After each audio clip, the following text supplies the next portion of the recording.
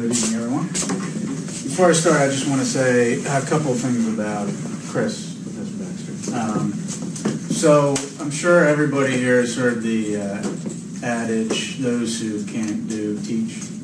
And sometimes I see the flip side of that, those who can do, can't teach. When I was here, I had this professor, criminal law professor. He's gone, so I'm not saying anything behind his back now. But he was okay. He wasn't so great, but he was a DWI guru in New Jersey. All right, this guy had a great reputation.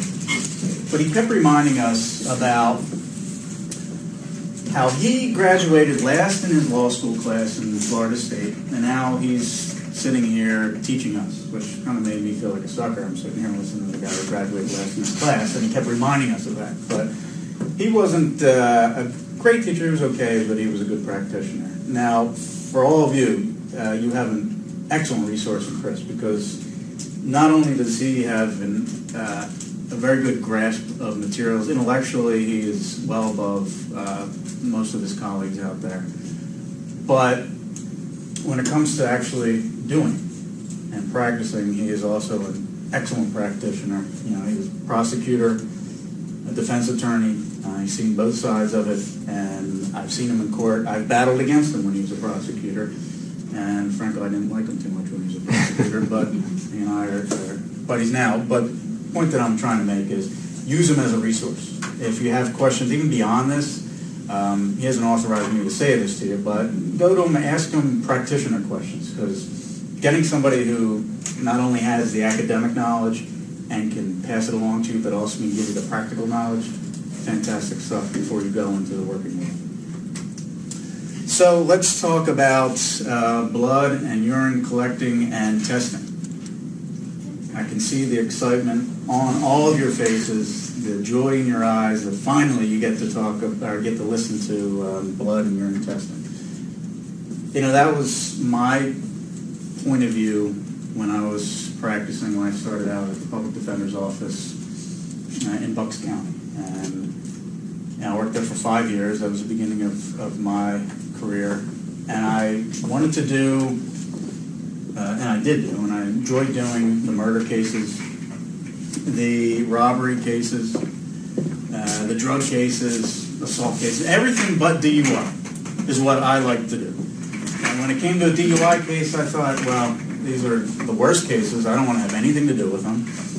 I'd look through the case and I'd see if there were any seizure issues, Fourth Amendment issues that came up. And if I didn't see it and there was a blood result, I looked at it and I said, all right, well, what am I supposed to do here? It was a good stop, good arrest. They got a blood result, and the lab says the guy is a 1-2. What am I going to do? These cases stink. And that was my old attitude. And then I left and started working for a DWI law firm. I was doing my criminal stuff, and I had to handle the DWI work as well. And then my boss at the time sent me out to do training with field sobriety testing, with blood testing, urine testing, breath testing, and drug recognition evaluations. And I started to learn what's behind the curtain. And that just because there's a number on a paper, that absolutely means nothing.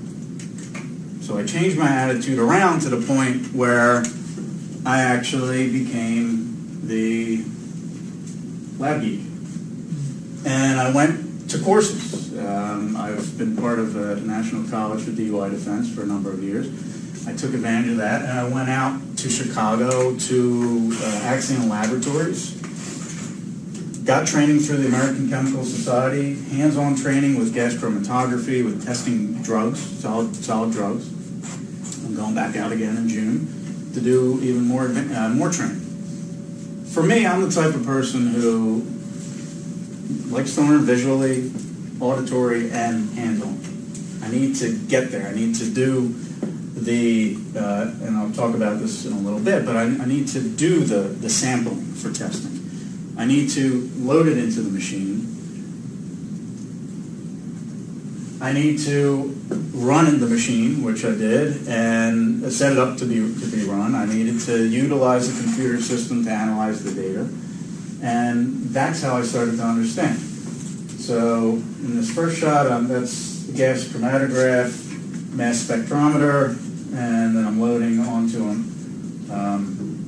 carousel for auto sampling, which I'm going to get into in a little bit. In the back is one of my course instructors.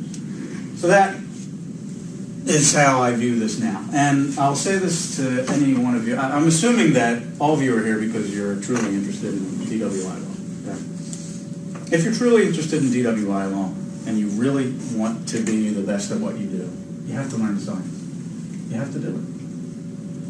There are plenty of people out there who don't know the science, who get along very well. They know the case law. They understand the Fourth Amendment issues. They're good at cross-examining. They know field sobriety testing. But it takes somebody to have an actual interest in the science to understand that that number on that piece of paper is meaningless unless you can prove it to me.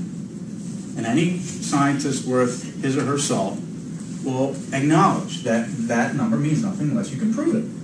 They have to show you the data to prove it. You're already going to have a leg up on anybody out there who hasn't taken a course like this, but I'm going to give you a little bit more information. There is a book on basic gas chromatography that I'm going to recommend to all of you. It's a short read. It's about 170 pages. It goes quickly, and it is from a scientist. It's not a defense attorney who wrote this. Harold McNair wrote this. He's one of the guys who trained me. He's one of the foremost gas chromatographers in the world. Called Basic Gas Chromatography. If you're going into this practice, just get this book on Amazon. It doesn't cost much. Take a couple days to read it, and as I said, you'll have a leg up on all your competition. So what I'm going to go into first is blood, taking blood, and then I'm going to talk about sampling blood, testing blood, and interpretation.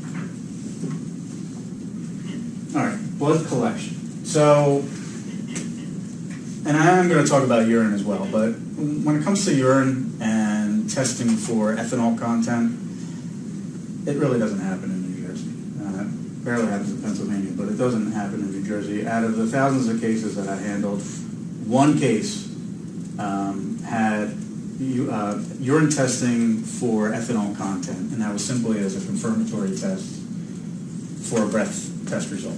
That was it. I don't know why they did it, and the process of urine testing is totally unreliable.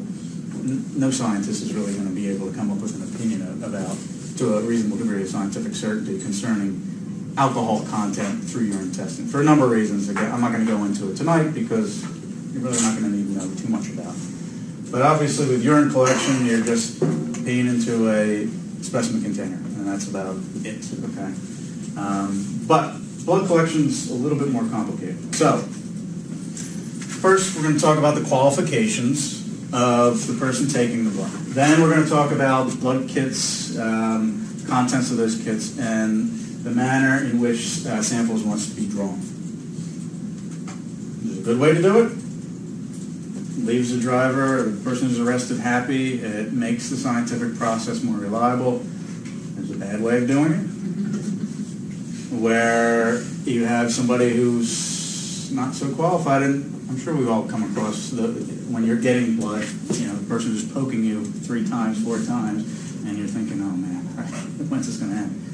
But it happens. All right, so we'll talk about the kits first. Now, generally in cases with blood testing, there's only finite reasons why blood testing is going to come into play. I'm sure you've all learned at this point that breath testing is what's done in New Jersey, and on rare occasions, blood testing comes into play. What is your name? Joe. Can you think of any reasons why blood testing would come up? That's more invasive. That's true. Why would a police officer want to take blood as opposed to breath? Why would he want to? Why would he want to do over that? breath? Yeah. It's more accurate. That's true too. But the police rarely keep that in mind. What's your name? Chelsea. The person's unconscious, like if they had an accident, you suspect DUI, you take blood as opposed to skin, breathe, you're knocked out, right?